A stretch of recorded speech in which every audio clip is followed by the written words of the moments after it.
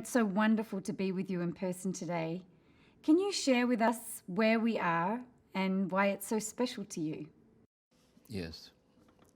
I think this is strange for all of us, how our life has a certain journey. And it isn't until later we look back and connect the dots and see how strange it is that this happened and this happened, this happened. And when I was growing up at home, my grandmother, she was kind of the matriarch of the family, really, my mother, my mother's mother. And she was born and raised in Montreal, Canada, French-speaking, very devout Catholic, instilled that in her children, one of whom was my mother. And she told me that when she was in Montreal, the oratory there, the church there, was conducted by the Holy Cross Fathers and Brothers, the same community that has at Notre Dame University. And at that center, at that parish center, there was a lay brother named Brother Andre. And Brother Andre was the porter. And so he would sit all day long in the church, praying all day long. And when someone would come to the door, he would answer the door and then go back and keep praying. And he was a mystic, had very deep mystical experiences. And there were healings. He would physically heal people. So in the oratory, there was a room lined with wheelchairs and crutches and so on. And my grandmother told me that when she was 9, a friend of hers said, "You want to meet Brother Andre? I'll knock on the door and he'll open the door." She says, "No, I don't want to bother him." And she always wishes she would have bothered Brother Andre to have met Brother Andre. So when I came here to St. Monica's, and this is a parish where I had my contemplative prayer group, so along this chapel that we're in now giving these talks, Brother Andre was canonized. It's not St. Andre, but said. And they named this chapel St. Andre's Chapel. There's a relic of him under the altar here. So when I would see people here in therapy, I'd often come and sit in here alone. It's so strange, this St. Andre is circling all the way back to my grandmother and these mystics kind of things. So that's the significance of this place for me, this chapel. Yeah. Jim, looking back over your life, is there an experience of God's presence that you can see drew you to be the teacher that you are today? I'll give 3, to be honest. I'll just choose 3. The first one, actually, I was maybe 4 years old, and I was alone in the dark in bed, and I was feeling very scared and sad because I was listening to my father hit my mother right outside the door. And maybe earlier that day he'd hit me, and I knew the next day he wanted to hit me again, he would do it. No one was going to stop him. And my mother was a devout Roman Catholic, take us to Mass on Sunday and ask us to pray to God to give us the strength to get through the things that happen when Daddy gets mad. And so I lay there in the dark and I prayed the way frightened children pray. And my experience was that God heard my prayer, came to me in the dark and merged with me so that I knew I was not alone in the dark. And the next morning when I got up and went out, the trauma still went on. But it was better for me because interiorly within myself, I knew that when my father hit me, he thought he was hitting me, but he was hitting the effigy of me, like the me that other people can see. That the real me had been carried off by God to a secret place inside of God. Later, when I became a psychologist, I was dissociating. And I borrowed my mother's religious imagery to give meaning to my dissociative state, which I was in for years, really. But I think God writes straight with crooked lines. And it's in that dissociative state where I found the oneness. And then when I discovered Thomas Merton's writings when I was 14, that really, I saw the monastery was the place. This was my teacher. And I went there and was there for nearly 6 years. It just radicalized me, really just kind of grounded me in this, in the monastery. And lastly, I would say in terms of teaching,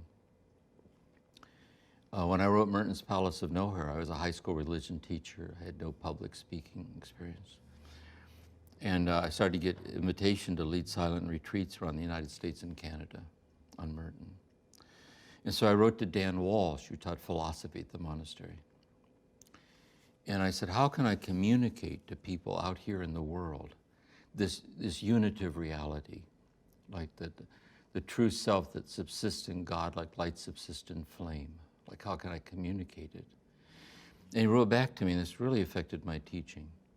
He said, you can't communicate it, but it will communicate itself through you if you're convinced in what you say, and if you are what you say, but it won't be you communicating it. And you know it'll be communicating itself because there'll be a response in the listener. They'll know something very deep within them is being addressed.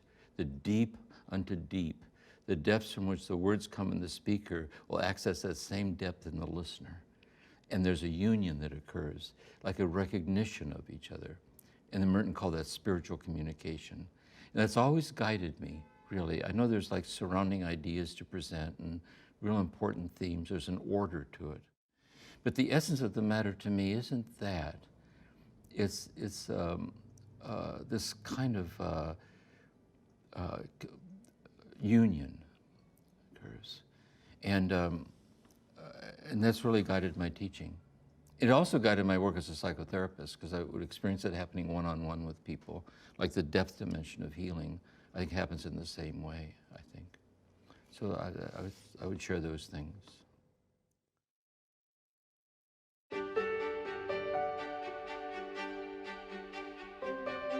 Please welcome James Finley.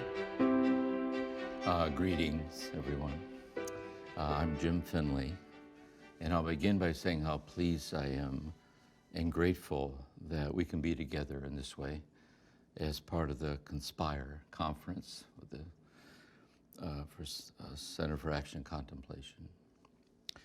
I'm giving this talk here in the chapel of my parish church here in St. Monica's in Santa Monica, California. And in our time here together, I'm inviting you to join me in reflecting on the contemplative dimensions of healing trauma.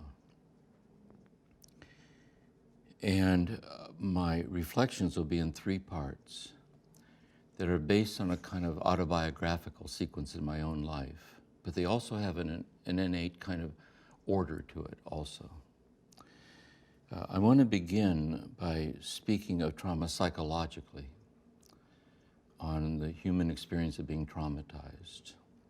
And for me, this goes back to my own experience of being repeatedly traumatized in my childhood and adolescence by a violent alcoholic father. And is also personal for me in that later on, years later, when I went into my own therapy and became a therapist, my main focus was working with adult survivors of childhood trauma and abandonment who wanted spirituality to be a resource in their therapy. So I'm going to start there with that. When I graduated from high school in 1961, I entered the cloistered Trappist monastery, the Abbey Gethsemane, and I lived there as a member of the community for nearly 6 years. And I would say that during that time, my life was so radically different than my life at home. And this was a cloistered Trappist monastery, getting up at 2:30 in the morning, sleeping on a straw mattress on boards in a common dormitory, vegetarian diet, no active ministry of any kind. It was cloistered. We lived in silence. We didn't talk. We used sign language to communicate with each other. And you weren't supposed to make useless signs. And the goal was to, I was immersed, I would say, in mystical Catholicism, or in a broader way of seeing it, in the timeless wisdom of contemplative Christianity, in concert with the contemplative traditions of all the world's great religions, and also in some philosophers and poets and artists and musicians and those who serve the poor, and for everyone who lives in this contemplative way of life in the midst of the world, wherever they might be. When I left the monastery, and returned back out here to the world. I got a doctorate in clinical psychology. And it comes back full circle, that the world I had left and the trauma that I had left, I was immersed in this kind of mystical consciousness and was circled back out here to sit and work with traumatized people. And that's what I want to talk about, that's circularity here. When I was in the monastery, I studied medieval philosophy under Dan Walsh, who taught Thomas Merton philosophy at Columbia University. And Dan Walsh was introducing us to St. Thomas Aquinas, Summa Theologica. And he says, in effect, Thomas Aquinas begins by asking, where shall we begin? And he said, Aquinas says we should begin where we are. But Aquinas asks, where are we? And so the question is, in turning to the spirituality of the healing of trauma, what is the state of consciousness we're in when we're asking the question? And I think for all of us, a basic way to begin is we're asking the question in ego consciousness. That is, we're asking the question in our experience of ourselves as a human being. We're all united in our shared experience of ourselves as a human being. That each of us is a unique edition of the universal story of being a human being. And this story is playing itself out in your life, it's playing itself out in my life, it's playing itself out in the lives of all who live with us on this earth in utterly unique unfolding ways. And an aspect of our life together on this earth, that life is such that in our human experience together on this earth, we're subject to traumas great and small that can and sometimes do occur. And I'd like to start there. And when I say that we're all subject to this, it's so true. But it's also true that the experience of trauma is universally personal. It's always deeply personal. Your trauma is your trauma, my trauma is my trauma. Likewise, when we talk about spirituality, spirituality is universally personal. And we'll be looking at the place where spirituality and trauma touch each other. That's where we're headed towards here in these reflections. And so to begin in a very basic way at the psychological level, the word trauma has its origin in the Greek word meaning a wound or a source of suffering. And in referring to great traumas, which is how we usually use the word trauma, I'm referring to exposure to life-threatening or otherwise overwhelming events. Another way of looking at trauma, I think, is this. Trauma is the experience of being powerless to establish a boundary between yourself and that which is about to or already is inflicting serious harm or even death. That horrible moment, you're powerless to stop what's happening or is about to happen to you, is the experience of trauma. If the trauma reaches white-hot intensity, you can disappear into the trauma, like your reflective consciousness gets absorbed in it, which makes it a kind of a psychic death. So if you do survive, you're so grateful. You got past it, but not quite. Because what can happen is the lingering effects of trauma has found its way into your body. It's found its way into the limbic system of your brain. And what happens is post-traumatic stress disorder is that in the presence of a triggering event is anything that in some way resembles the trauma, even though in all other respects it's completely different. Your whole autonomic nervous system will re-experience the trauma. So someone comes back from Iraq and they were traumatized in battle. And they're sitting at a traffic light waiting for the light to change, and the car next to them backfires, they'll have a panic attack. Even though they're safe, they're sitting in their own car, but the stimulus is enough to trigger it. Therefore, realizing yourself to be a traumatized person can go on and on and on long after the traumatizing events have occurred. And of course, the mental health profession is really committed to the science and the art of healing people from those internalized traumatizing effects. When I speak of small traumas, I mean the less intense but no less real. assaults, injuries, abandonments, betrayals, losses, being on the receiving end of different forms of prejudice, loss of income, uncertainties, and just the hardships that happen to all of us from time to time as we go through life. The accumulative effect of small traumas can add up at a tipping point and become a kind of an overwhelming point in your life, like you reach a point you don't know how you're going to go on. So when trauma happens and we experience the effects of trauma, then we seek to the transforming experience of healing. And healing is the transformative process, which at this level means to be restored to the sense of wholeness and well-being that was lost. We all have resources within ourselves to do that. Hopefully we can go to other people to help us do that. And if necessary, we can seek professional help with people who are trained to help us.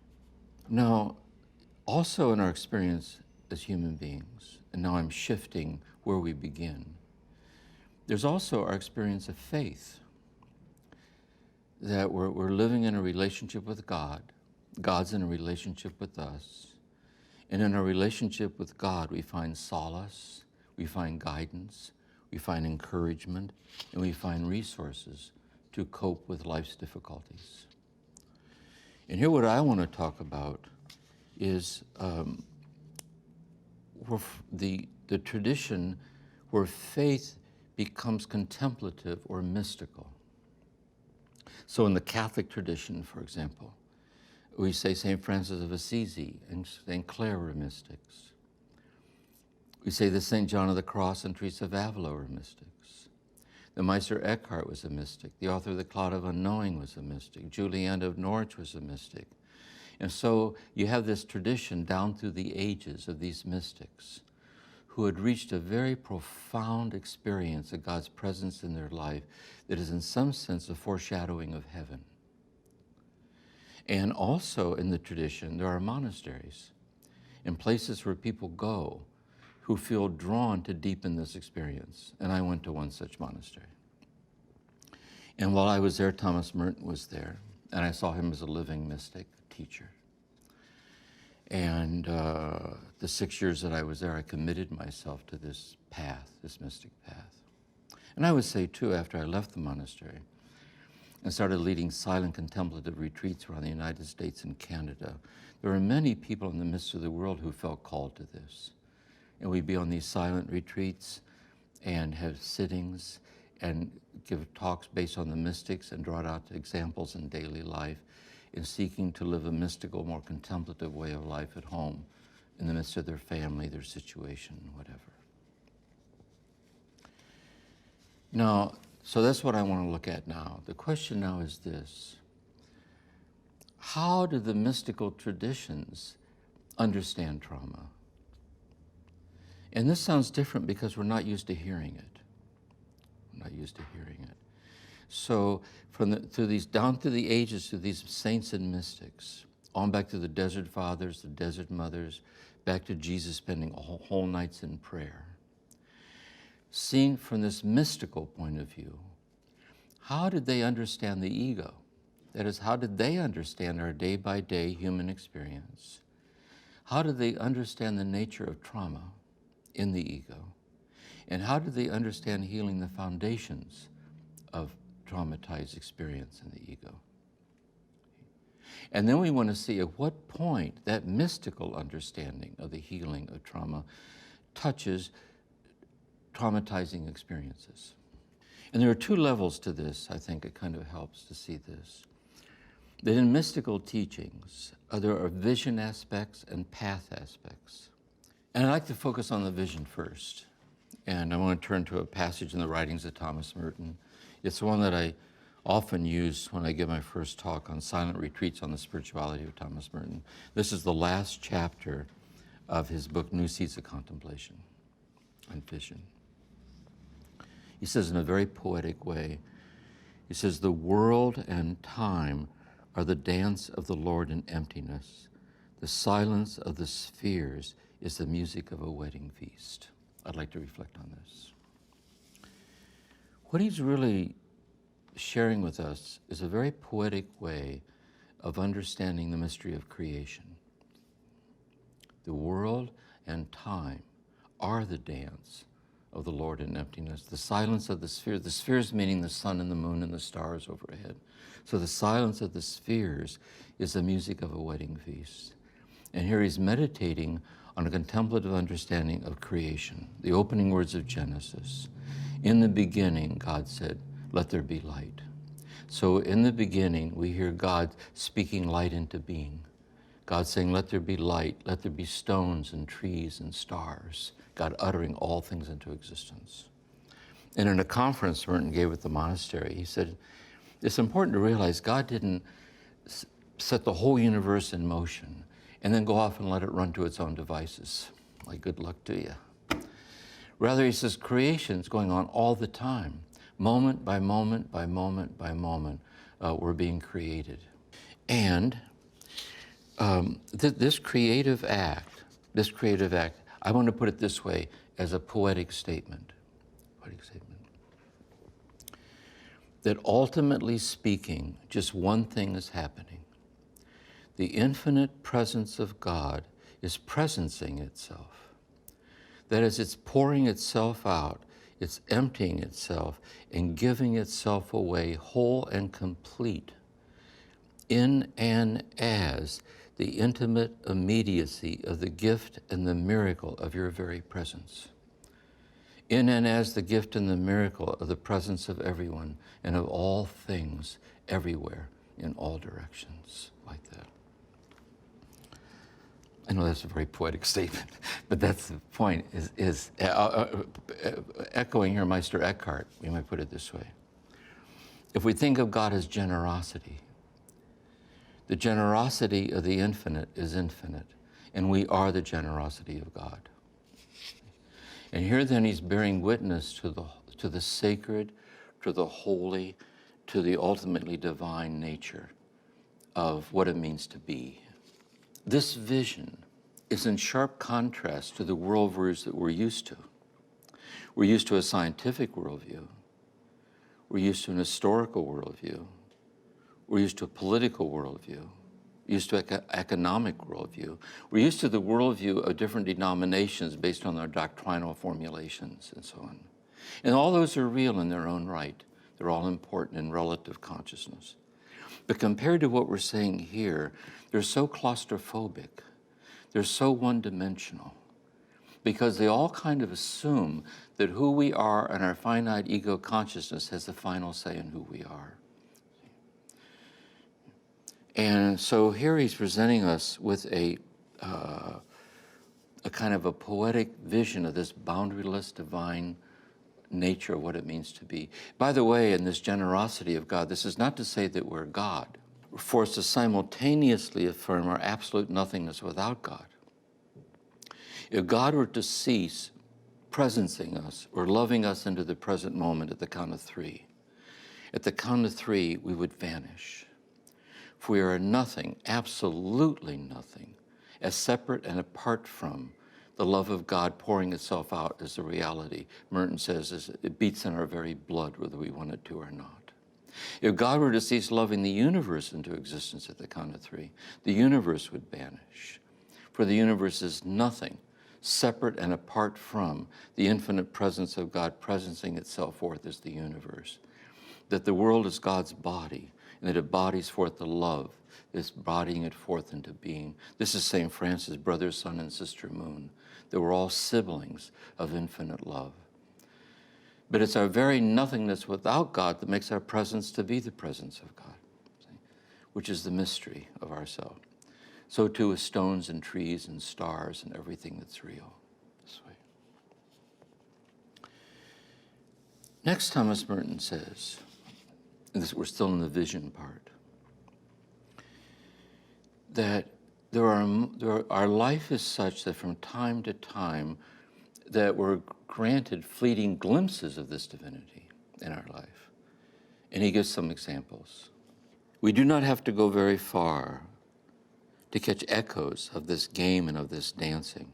When we are alone on a starlit night, When by chance we see the migrating birds in autumn descending on a grove of junipers to rest and eat. When we see children in a moment they are really children. When we know love in our own hearts, or when, like the Japanese poet Basho, we hear an old frog land in a quiet pond with a solitary splash. At such times, the awakening, the turning inside out of all values, the newness, the emptiness, and the purity of vision make themselves evident and provide a glimpse of the cosmic dance. I'd like to reflect on this. Notice Merton is talking about utterly simple moments, really. Sometimes these moments of awakening are very intense. Abraham Maslow referred to them as peak experiences. You only need one of those to do a number on you. Sometimes when quite young, we're granted an awakening we spend the rest of our life learning to be faithful to. But as most often, they're very subtle. They're very delicate. Like if you weren't careful, you might have missed it. And I'd like to walk through these realms.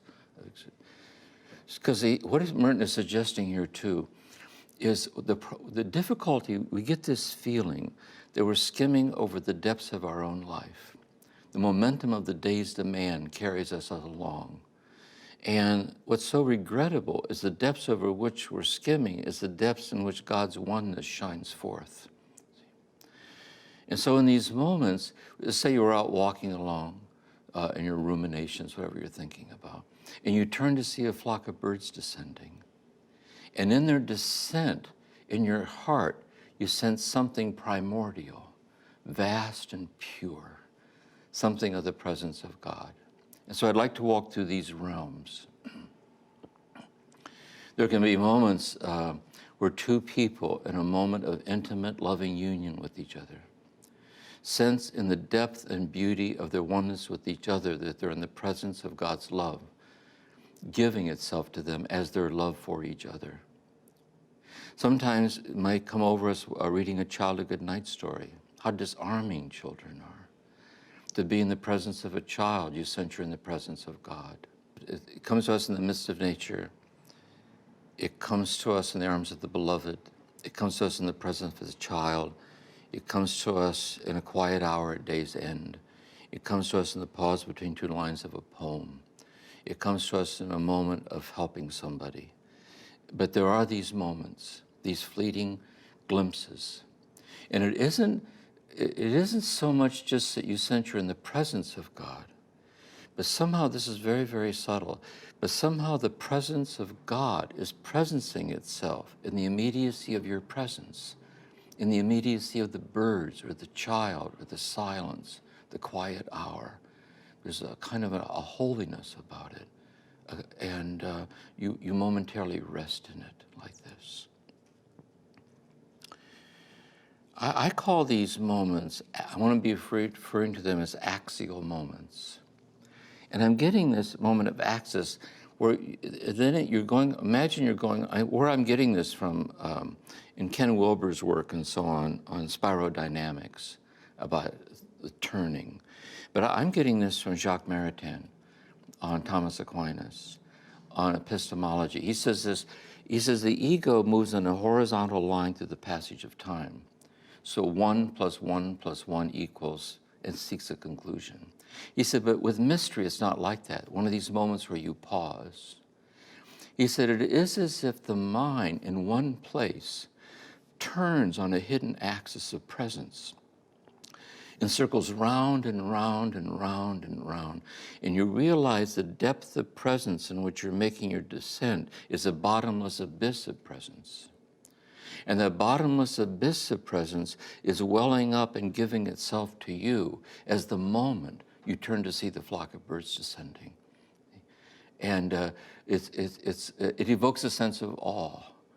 It evokes, I think when it's happening, it's too self-evident to doubt. It's too deep to comprehend. See, it's real. And this is also very much in the thought of Gabriel Marcel also on mystery. So there are these moments. You have yours, I have mine. Subtle, subtle, subtle. They flash here, they flash forth this way, that way. The thing about these moments is they're fleeting. Not only are they subtle, but they're fleeting because your cell phone just went off and you're already late for the meeting. and you're worried about this and you're worried about that, and you go on your way. And then another one comes, and another one comes, and another one comes. And what happens with some people is you pause to realize that the way you are when these moments are happening, there's a sense of homecoming. There's a sense of fullness about it. It's so very different than the way you live in your passage through sequential time, trying to keep up with everything like this. And you realize, too, in these moments, there are moments of inner clarity like this. And then you realize you become aware of how you tend not to be aware. See, that's the thing. See, this moment, I sense in these moments, it isn't something more is given, but rather I fleetingly glimpse the divinity of what every moment is. And why am I trapped on the outer circumference of the inner richness of my own life? Like this. And I then start to realize then the impoverished state of my customary ego consciousness.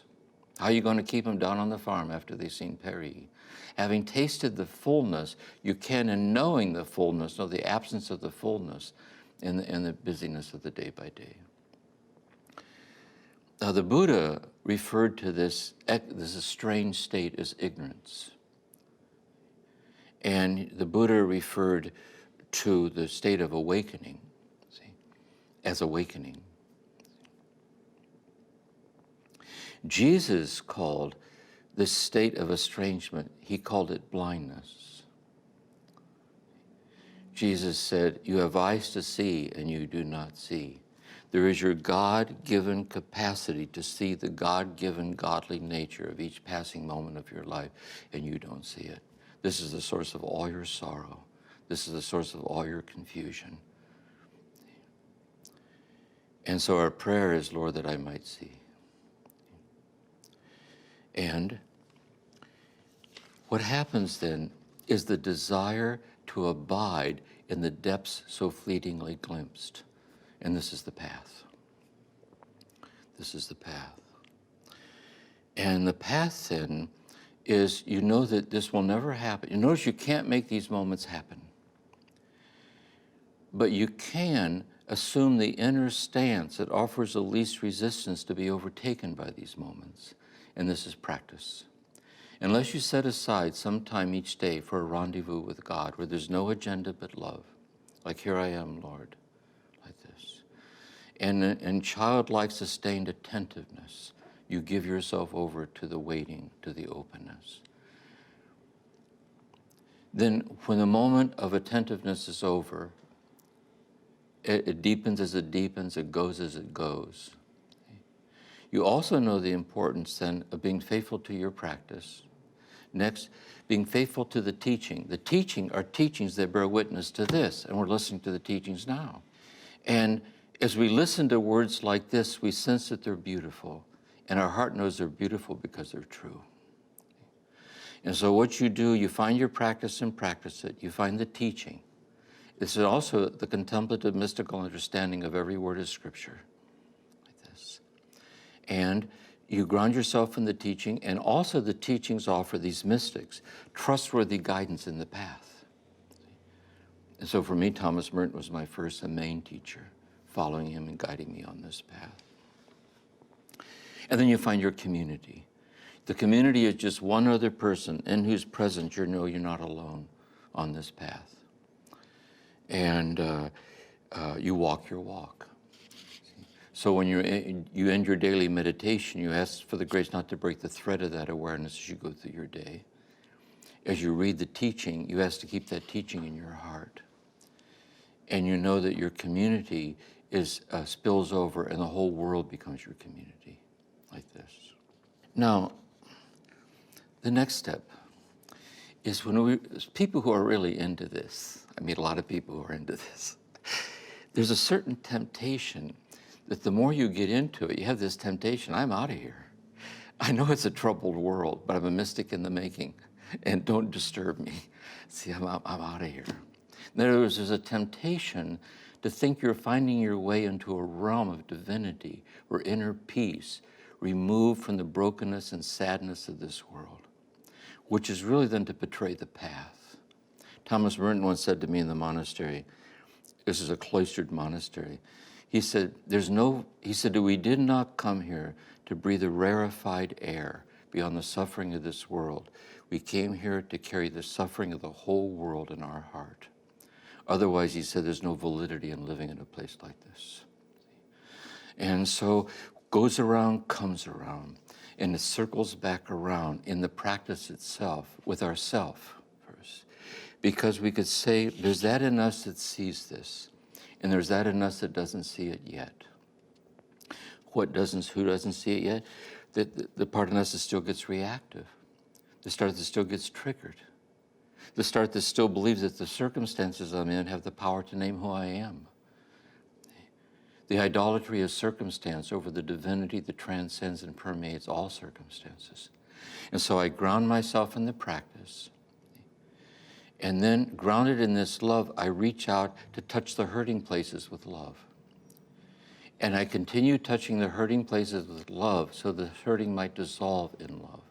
Now, when I touch the hurting place with love, and now it gets into how traumatized I might be, and how scared I am, or how much I'm struggling. And when I come close and touch the hurting place with love, some of that hurt flows back through my touch into me. And if I'm not careful, I can get overwhelmed by it again.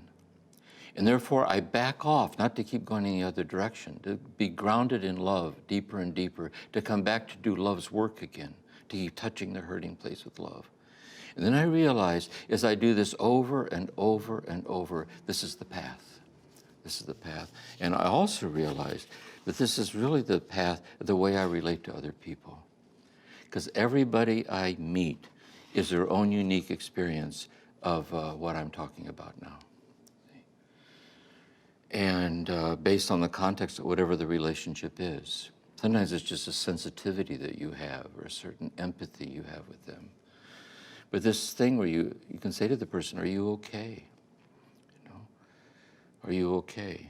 Because you know deep down, also God's infinite love is pouring itself out and giving itself to them as their life. And you also know the intensity and density of their suffering closes off experiential access to that divinity, which is the fear look in their eyes, the look of exhaustion. And you reach out to touch the hurting place with love. How can I be helpful? And so this is a pattern of relatedness with each other, like incarnating this love path, which is how Jesus lived on this earth. So I'd like to end with an experience I had of this, which was really significant for me.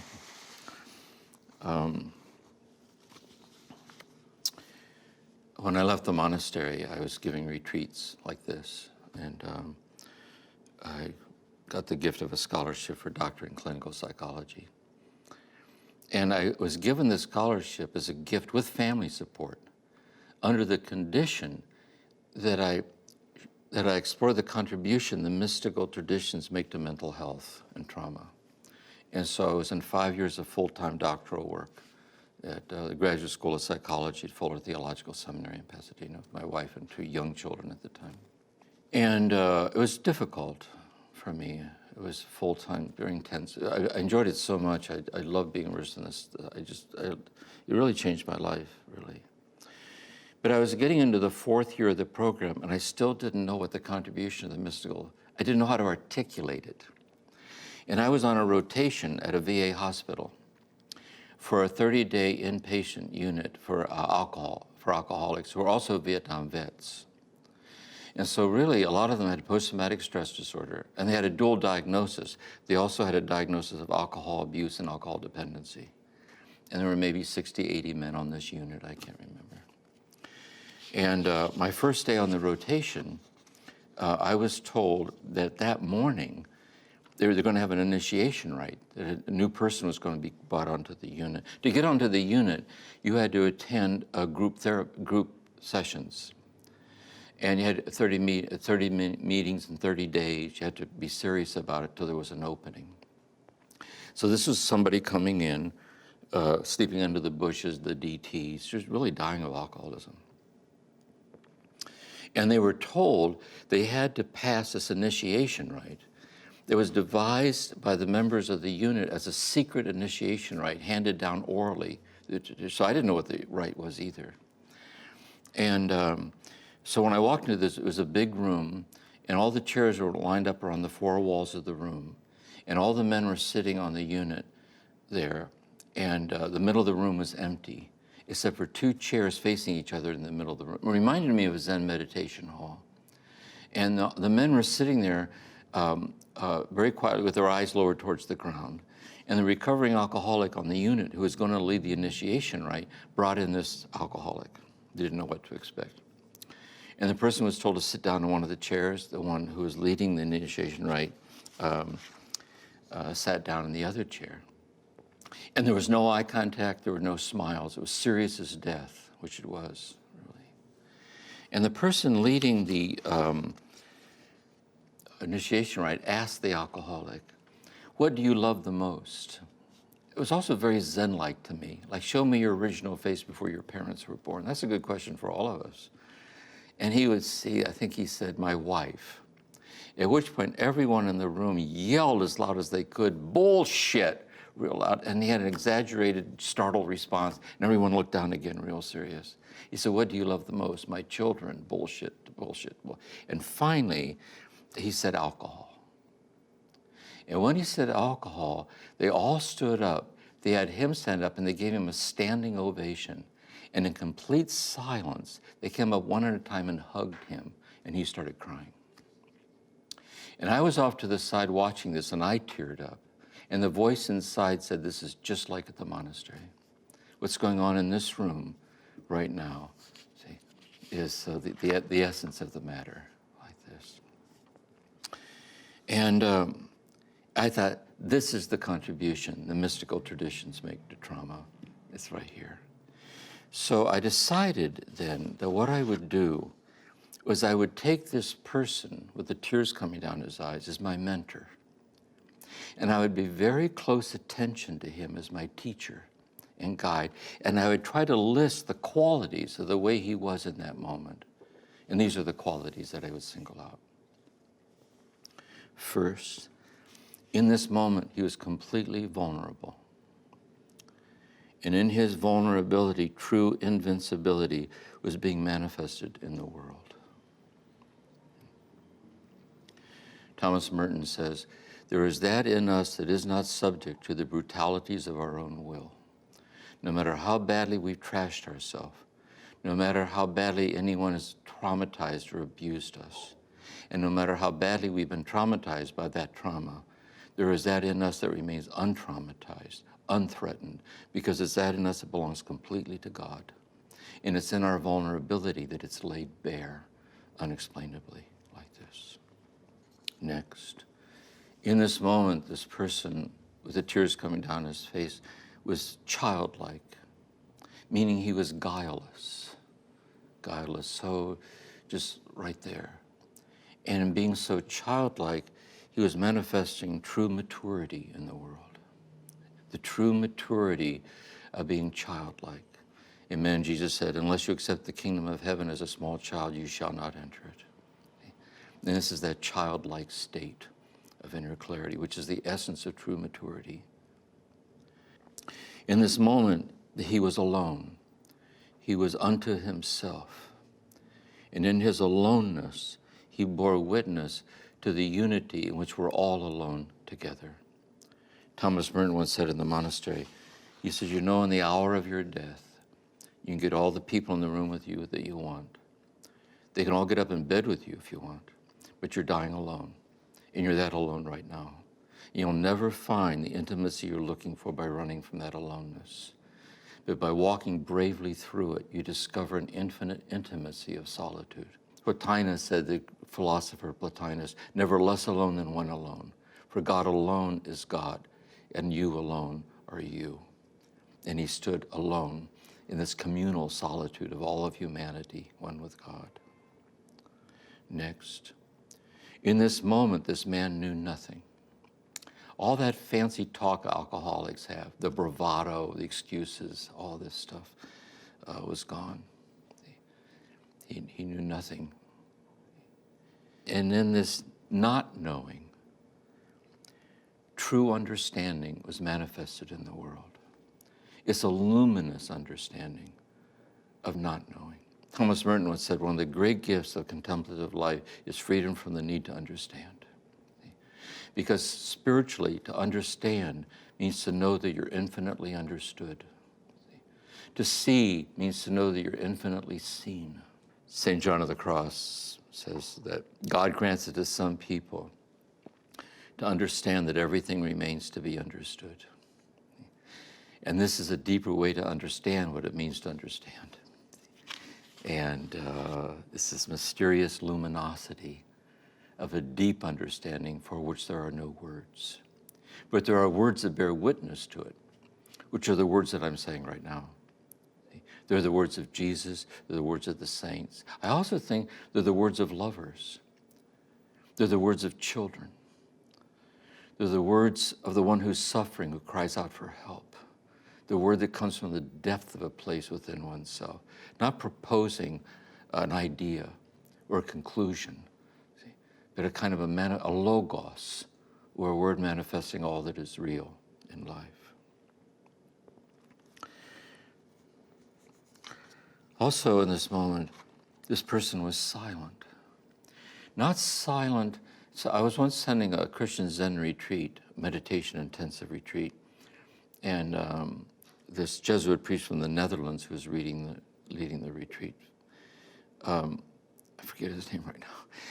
He said there's imposed silence of two kinds. You're silent. It's imposed because you're not allowed to talk. But there's also imposed silence out of respect to others. You stay silent. He said then there's chosen silence. You choose to be silent. For all good and bad. One, you choose to be silent when evil's being done, you don't say anything. But also you choose to be silent out of respect. He said, but there's also the silence of listening to eternal silence. Thomas Merton, who was giving a sermon to the monks in the monastery, the silent monastery, we didn't talk. He said, I'm always humbled when I'm asked to speak in this place, because everything said here should come out of silence and should deepen silence. He said, we tend to think we're real because we make noise, but all of our noise came out of eternal silence and is very quickly returning to it. So what is the word that arises out of divine silence? See, what is the word that's the truth of the heart? The word of the poet, the word of the seeker, the true word. So when the man spoke the truth, when he said alcohol, he was kind of silenced by the truth he just said. You just gave yourself up by admitting that you knew what you're trying to pretend you didn't know. And then you go with that. The truth will set you free. Next, in this moment, the man was dying. He was dying to the alcoholic in him that was laying claim that the alcoholic that he was had the final say on who he was. And it's not true. And in dying, he was being born. So it was like a hospice and a maternity ward at once. That out of the death to the tyranny of our burdens rises the love that loves us so and permeates our burdens, deeply accepted. And so I was so taken by this, actually, that I was seeing people in therapy at this time under supervision. And I began to see patterns where this occurs in therapy and in life itself. And I presented it as a kind of a thesis statement, that in the axial moments of the psychotherapeutic process, the patient unwittingly assumes a stance assumed in deep meditation. The patient here, not a medical model, meaning one who suffers. The person's in therapy because they're suffering. Psychotherapeutic process, therapia, the healing of the psyche to be restored to wholeness. In the axial moments, the person goes along, session follows session, insight follows insight, setback follows insight, and then from time to time, there comes welling up from their heart something they didn't plan to say, a vulnerable word like this. And in the welling up of the true word, they listen to the truth they just said, and they sit in it, and you're on holy ground together like this. And so the axial moment then that occurs in times of happiness and peace, turning to see a flock of birds ascending, being with children, goes down into the abyss of God. welling up and giving itself to us as a divinity of birds, of children, whatever. But what also happens in times of suffering, there's an axial moment, like the person on the AA unit. And your very being, that is your very subjectivity, turns on a hidden axis as if you're being metamorphosized by a love that's transforming you into itself.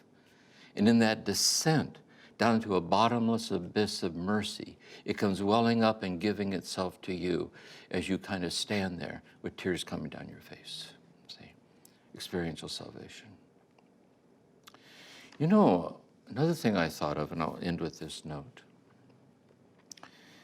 I also became aware of these alcoholics lining up in silence to give him a hug.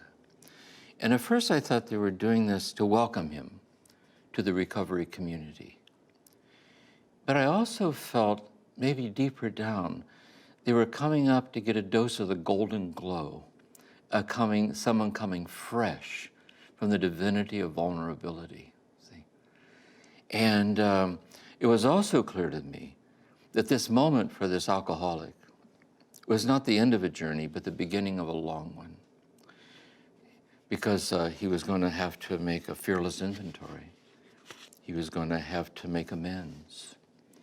He was going to have to increase conscious contact with God through fidelity to meditation. And there might be many slips along the way. In AA, they talk about slow progress marked by heavy setbacks. See? And every time you slip, you get up, and if it's all up to you, you lose heart. But if you realize that God is achieving something in you you're powerless to achieve, and it's achieved in the acceptance of your powerless to achieve it, you go deeper and deeper and deeper and deeper and deeper. And so it seems to me then, this is the healing of the deep trauma. There is the healing at the psychological level of trauma, and it's real, it's important. Symptom reduction is important.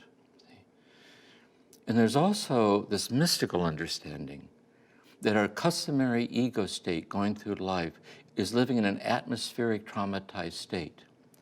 That is, we're living in the traumatized tendency not to be able to experience God presence beating in our very blood, whether we want it to or not. Hence our fear, hence our confusion. And by the way, it's in that foundational trauma that we act out the traumatizing things we do to ourselves and to each other. And so we heal the root trauma, but we heal the root trauma to heighten our sensitivity to the suffering of humanity. The suffering in ourselves, the suffering in each other, and the suffering in the world, which is how Christ lived in the world. So, you know, as a way to bring these reflections to a close, I felt kind of funny preparing this, because typically this isn't how I would present this material. But you can do on your own how I would normally present it on a contemplative retreat. Because what I would do in sharing this, we would all do a sitting. We would sit for 20 minutes. You spend some quiet time journaling. Like, how's this sit with you? How's this sit with you? And then we'd have an open-ended dialogue with each other. And if some of you wanted to come talk to me one-on-one about this, and then a few hours later in the day, I'd give another talk like this. And then we'd do a 20-minute sitting. You would do journaling, we'd talk. And so we would spend a weekend together, kind of spending time so that when you went home, you could continue in the same way. Because otherwise, it's like a quick flyby of a flurry of profound things. But they're not technical or academic. They're profound because of their simplicity. And it requires a kind of a meditative sitting to let it soak in. There's a lovely quote by Dag Hammarskjöld, the leader of the United Nations, on a contemplative leadership. And he said in his lovely book, Markings, he said, life is a book in which we never get beyond the first syllable. And it's a nice quote. And also, I was referring to Thomas Merton's on, we were talking about this traumatized capacity that we live in. Namely, we're traumatized in our ability to abide in an habitual awareness of God's sustaining oneness with us through each moment of our life. And that's the traumatized state. And there's another lovely quote in Thomas Merton, New Seeds of Contemplation, where he shares this. Matter of fact, I'll read the whole quote. It's a lovely quote. It's long, but I'll just read it and we can excuse the sexist languages before they knew better. Every one of us is shadowed by an illusory person, a false self. This is the man I want myself to be, but who cannot exist because God does not know anything about him. And to be unknown by God is altogether too much privacy. My false and private self, the one who wants to exist outside the reach of God's will and God's love, outside of reality and outside of life, and such a self cannot help be but an illusion. We are not very good at recognizing illusions, least of all the ones we cherish about ourselves, the ones we are born with and which feed the roots of sin. For most people in the world, there is no greater subjective reality than this false self of theirs which cannot exist. A life devoted to the cult of the shadow is what is called a life of sin. All sin starts from the assumption that my false self, the self that exists only in my own egocentric desires, is the fundamental reality of life, to which everything else in the universe is ordered.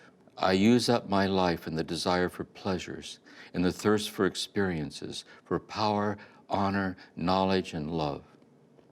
To clothe this false self and construct its nothingness into something objectively real. And I wind experiences around myself and cover myself with pleasure and glory like bandages in order to make myself perceptible to myself and to the world, as if I were an invisible body that only became visible when something visible covered its surface. But there is no substance under the things with which I am clothed. I am hollow, and my structure of pleasures and ambitions has no foundation. I'm objectified in them, but they are all destined by the very contingency to be destroyed. And when they are gone, there will be nothing left of me but my own nakedness and emptiness and hollowness to tell me that I am my own mistake. The secret of my identity is hidden in the love and mercy of God. But whatever is in God is really identical with God, for his infinite simplicity admits no division and no distinction.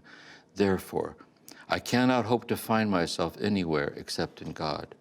Ultimately, the only way I can be myself is to become identified with him in whom is hidden the reason and the fulfillment of my existence. Therefore, there is only one problem on which all my existence, my peace, and my happiness depend: to discover myself in discovering God. If I find him, I will find myself, and if I find my true self, I will find him. But although this looks simple, it is in reality immensely difficult. In fact, if left to myself, it will be utterly impossible. For though I can know something of God's existence and nature by my own reason, there is no human and rational way in which I can arrive at that contact, that possession of God, which would be the discovery of who God really is and who I am in him. That is something that no one can ever do alone, nor can all the men and all the created things in the universe help him in this work. The only one who can teach me to find God is God himself alone. So thank you.